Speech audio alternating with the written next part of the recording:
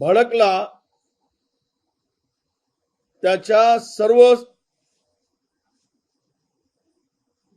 गोष्टीनं विचार केला तरुणांचा, तर त्याला या देशामध्ये त्याचं भविष्य सुरक्षित वाटत नाही. आणि म्हणून सगळं होऊन गेल्यावर, सगळं हातातून गेल्यावर आज मोहनजी भागवतांना हा केंद्र सरकारला, नरेंद्र मोदींना सल्ला द्यावा असा वाटतो. आता हातात काही राहिलं नाही. ज्या तरुणांच्या भरोशावर नरेंद्र मोदी खुर्चीत बसलेत, तोच तरुण या देशाच्या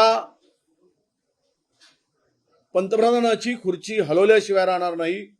हे वातावरण या देशात निर्माण झाल्यावर त्याची उपरती कदाचित मोहन भागवतांना झाली असावी.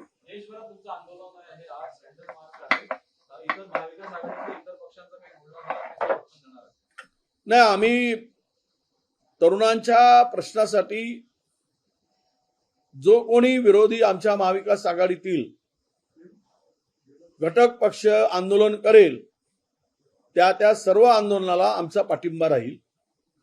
आम्ही करू तर त्यांचाही पाठिंबा राहील, अशा प्रकारची भूमिका आमची ठरली आहे.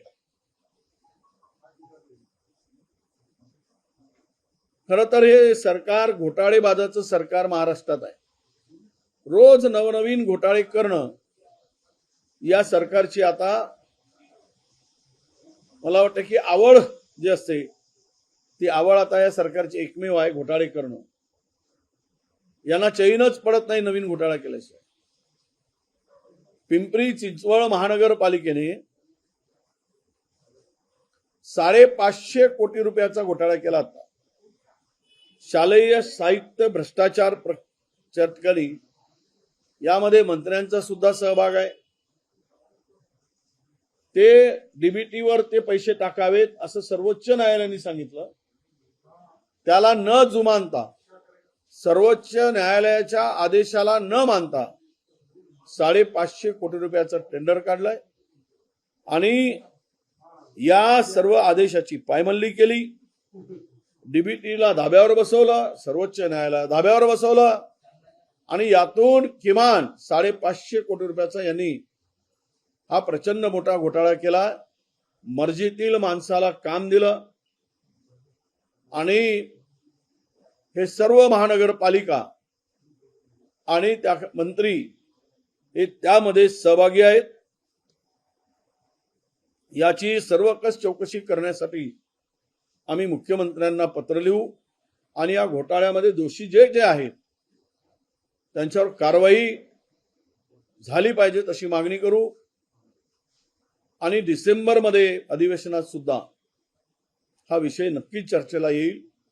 पण रोज घोटाळे होऊन सरकारी तिजोरीची लूट हे टक्केवारी सरकार करत आहे आणि यांना जनतेची चिंता अजिबात नाही.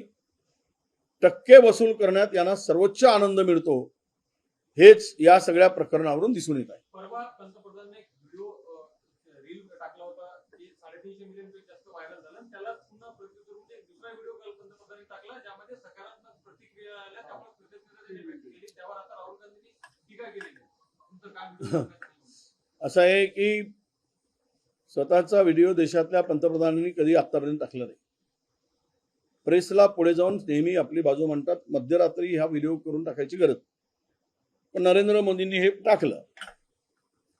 आता 3.5 म्हणताय, कोणी 4 म्हणू देत.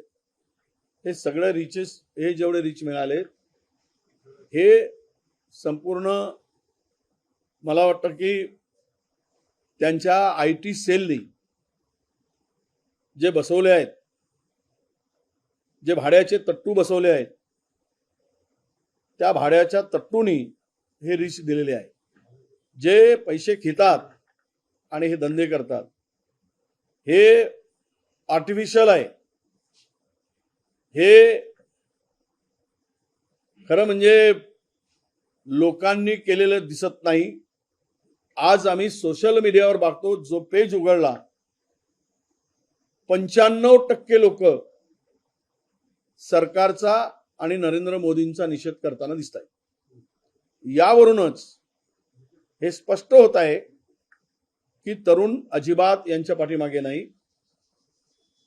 हे आलेले रीच हे ऑर्गेनिक नाही, तर हे आर्टिफिशियल आहेत, बनावट आहेत।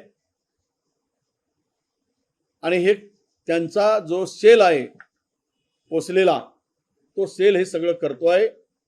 या देशाच्या पंतप्रधानांची देशात ज्या पद्धतीनं अब्रू काढली जाते आहे, असं कधीच झालेलं नाही आतापर्यंतच्या इतिहासामध्ये।